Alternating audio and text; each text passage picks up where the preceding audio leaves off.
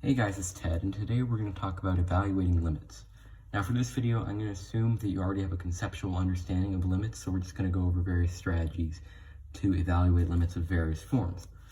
The most simple kind of limit is when you just plug in the value and you get an answer. For example, if you limit as x approaches 3 of x squared over x plus 7, the first thing you always want to do is plug in the value and see what you get. If you plug in 3 here, you'll get 3 squared over 3 plus 7, which equals 9/10. And that's our answer. It's just a constant. The function happened to be continuous there, so our limit is equal to the functional value. Unfortunately, things aren't always this nice. If you have, for example, limit as x approaches 0 from the right of natural log of x, we can see what this evaluates to, and some of you might know already, but if we graph natural log of x, it goes off to infinity here to the right, but to the left, it asymptotes with the x-axis. It goes downwards. There's nothing on the left, which is why we only approached it from the right. But as it approaches 0 from the right, we can see it goes down here to negative infinity. And so our limit does not exist, dne. Now, sometimes you'll get something like an indeterminate form. I'll see what that looks like. If we have, say, the limit as x approaches 1 of x squared minus 1 over x squared minus 2x plus 1. Let's see what happens if we plug in 1 here. Well, we get 1 squared minus 1 over 1 squared minus 2 times 1 plus 1. And let's see what that evaluates to. We have 1 squared is 1, minus 1 is 0. In the bottom, we get 1 squared is 1, minus 2 times 1, which is 2. 1 minus 2 is negative 1, plus 1 is also 0. 0 over 0. Now, what is 0 over 0? You obviously can't divide by 0. If you got like 1 over 0, that would not exist. But here, 0 over 0, that's what's called indeterminate.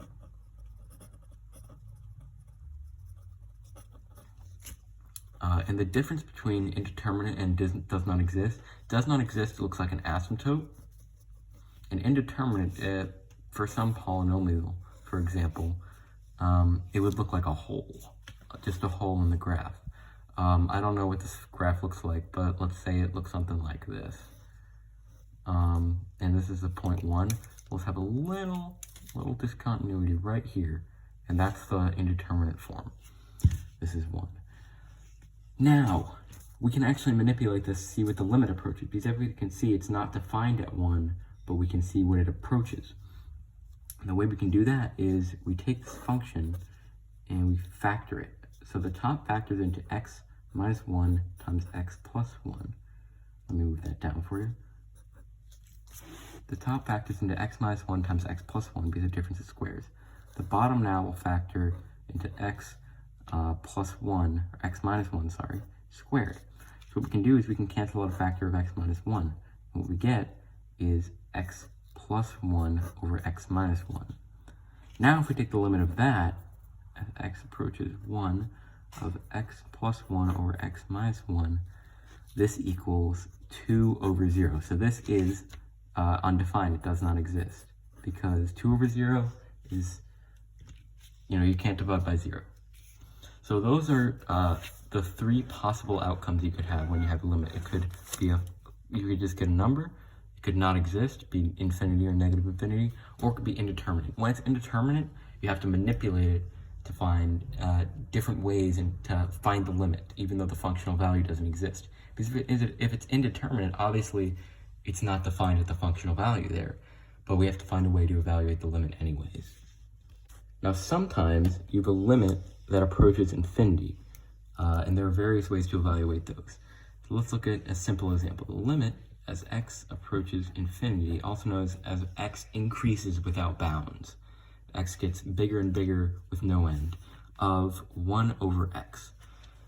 Now, you can't really plug in infinity because it's not a number, but we can see what it approaches. As x gets larger and larger, the denominator will get bigger and bigger. And so 1 over a bigger and bigger number will approach 0. Say 1 over 10 is 1/10. Then if x is 100, it'll be smaller. If x is 1,000,000, it'll be even smaller. It's smaller and smaller, eventually approach 0.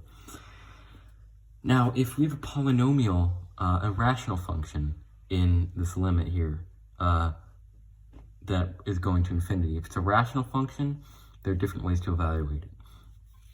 And you need to remember this acronym. Bobo, Botan, eats, DC. Now, let's see what that means. This means bigger on bottom, and this is a 0. So if it's bigger on the bottom, 0. Well, let's see what that means. If we have a function like a limit as x approaches infinity of x minus 1 over x squared, what we're talking about being bigger here is the degree of the numerator and denominator. The degree is the exponent on the highest exponent on the function. So here the highest exponent is 1. Here the highest exponent is 2. So here we have bigger on the bottom. 2 is bigger than 1. That means that this limit equals 0. And that makes sense, because if you plug in bigger and bigger numbers, the denominator is going to increase faster and faster than the numerator, so it'll eventually get big enough that the numerator is almost nothing compared to it. Now, this means bigger on top, and that means there's none. If the degree of the numerator is bigger than the degree of the denominator, like x cubed over x squared plus x plus 1. Now here the degree of the numerator, the biggest exponent, is 3, and the degree of the denominator is 2. And so that means it's bigger on the top. So there's no asymptote. There's no limit. It does not exist. And the reason I'm saying asymptote here is, as a function goes off to infinity, if it equals something, this function will approach 0 as we go out to infinity. Say it's looking something like that. It means we have a horizontal asymptote with 0. So that's, this horizontal asymptote is 0. This horizontal asymptote does not exist. There's no asymptote. It gets bigger and bigger. Now these two are in 1. This is exponents are the same, means you divide coefficients. It's not very easy to read or write, but basically that means if the degree in the numerator and the denominator are equal, we just have to divide the leading coefficient. So let's look at that. Limit as x approaches infinity of, say, 2x squared over 3x squared minus 4. The degree of the numerator is 2, degree of the denominator is 2. Look, they're equal. So we have to divide the leading coefficients, which is 2 and 3. So this equals 2/3. And it's easy to see why this is. As x approaches infinity, this term here becomes less and less relevant, and it approaches this function approaches 2x squared over 3x squared, because anything that's a lower degree will become irrelevant. It'll become negligible. And then obviously you can just cancel out these, because these will be equal, and we'll have 2/3. So that's how you evaluate limits at infinity of polynomials, whether it's a polynomial in numerator or denominator. If it's not a rational function, but if it's a polynomial, more than likely it's going to be infinity. And if it's something like 1 over x, or even something like natural log of x, which is not a polynomial, you'll just have to see what happens as the graph gets bigger and bigger. All right, so now let's look at a different limit of indeterminate form. If we have the limit as x approaches 1 of natural log of x over x minus 1. If you plug in 1 here, you'll get natural log of 1 is 0, and 1 minus 1 is 0. So this is indeterminate.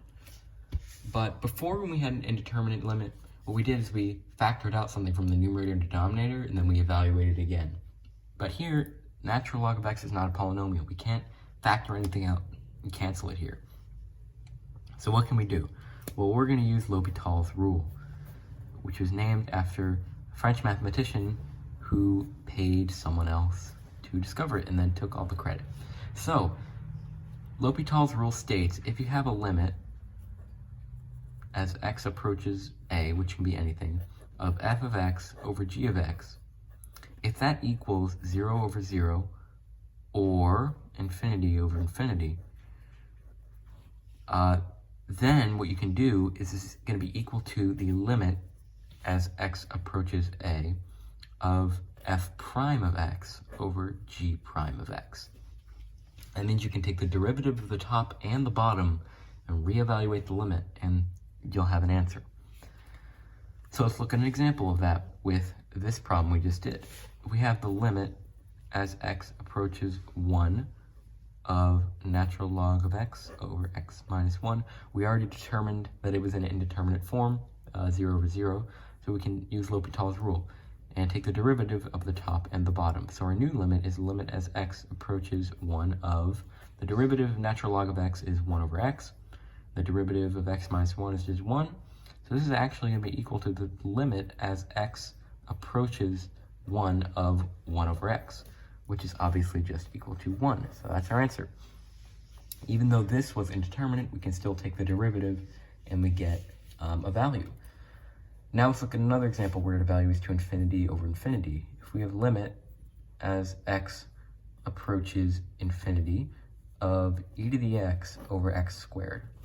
Well, if we evaluate this limit, as e approaches without bounds, e to the x approaches without bounds, as x approaches without bounds, e to the x will approach without bounds as infinity, and so will x squared. So this is also going to be infinity.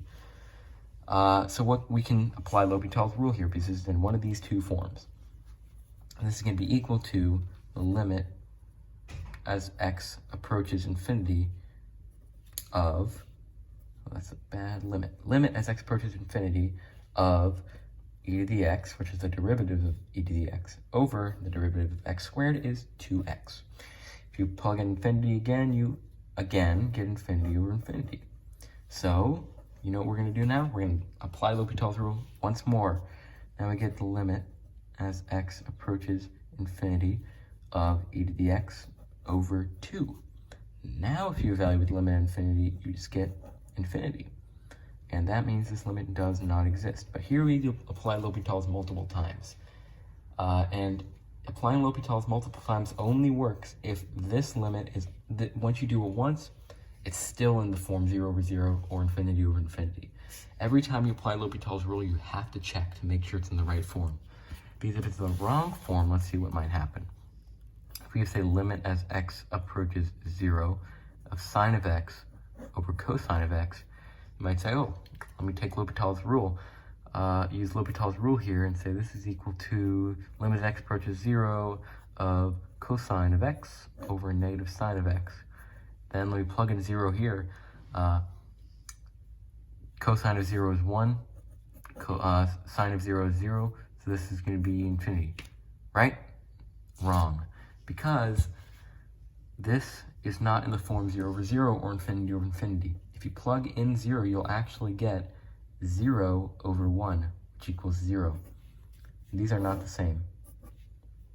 They're not equal to each other. This is the actual answer, and this is not, because you can only apply L'Hopital's if it's in the right form. But now I'm going to show you ways that you can manipulate a function so it's in the right form for L'Hopital's rule. So even when a limit isn't in the form 0 over 0 or infinity over infinity, but it's still indeterminate, we can evaluate it using various methods. So the first of these, if it's in the form 0 times infinity, which is indeterminate, it's not just equal to 0, because remember, the value will not actually be equal to 0 times a big number. It'll approach 0 times an infinitely big number. So if we have, for example, limit as x approaches 0 from the right of x times the natural log of x. If you plug in 0 to this, we know, if you plug in 0 for x, you'll get 0, and we know as x approaches 0 from the right, natural log of x approaches negative infinity. So this is in the correct form. So what we can do here is we're actually going to, if I rewrite the limit, we're going to move one of these two factors to the denominator. And the way we're going to do that is like this, over 1 over x. Dividing by 1 over x is the same as multiplying by x. Now, if you plug in 0 for this one, you get negative infinity over infinity, which is in the right form for L'Hopital's rule. Even though there's a negative sign here, we can still use L'Hopital's. So, this is going to be equal to the limit as x approaches 0 from the right, of 1 over x over the derivative of 1 over x is negative 1 over x squared.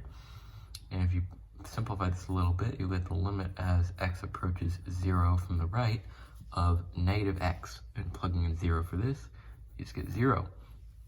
So you could do this with either function. You could move either of these two factors in the denominator. We could have made this limit as x approaches 0 of x over 1 over natural log of x, and 1 would have been 0, 0, and we could have evaluated the same way.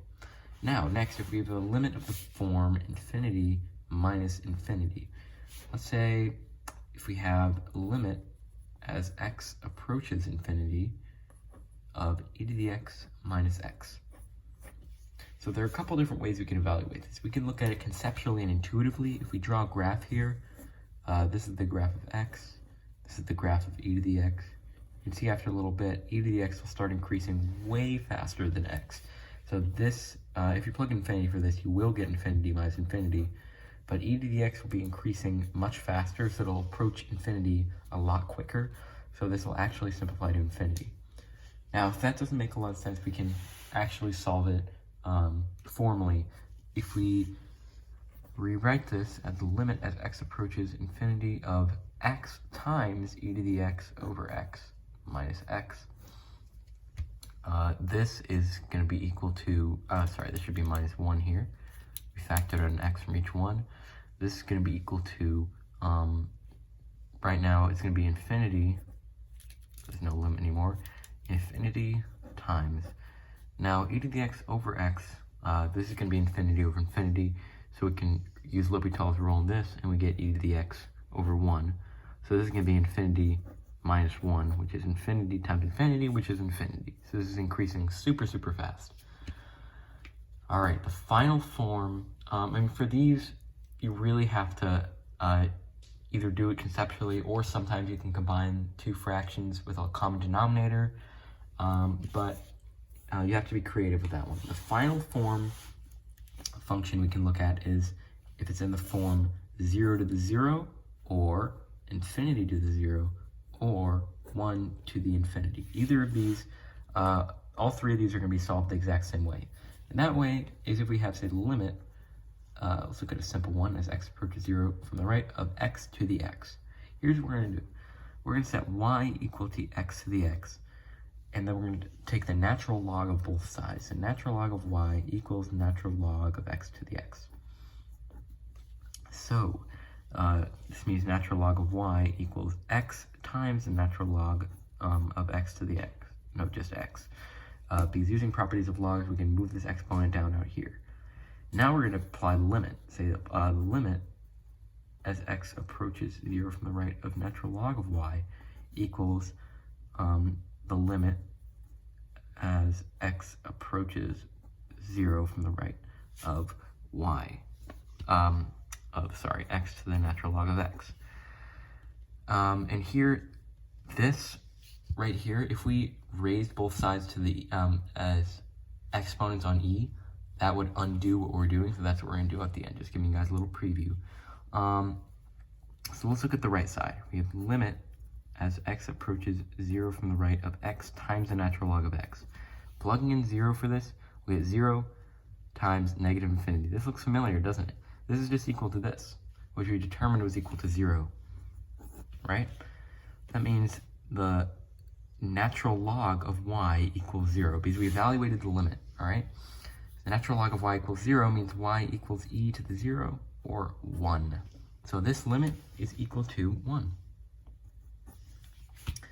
Just to summarize and re-summarize, we're going to take the natural log of this so we can move the exponent down to the front, and then you apply the limit, and then you raise it to the e to find this actual limit that we're trying to find. We're trying to find y, right? So, this same method could be used for infinity to the 0 and 1 to infinity. This one, if you plug in 0, you get the form 0 to the 0. So that was a specific form that we used, but either of these, you'd have to plug in, you'd have to take the natural log of both sides. So that's how you evaluate indeterminate limits of various forms. This is my first review video for AP exam that's coming up in about a week. I'm going to have many more coming your way over the next few days, so stay tuned. See you next time.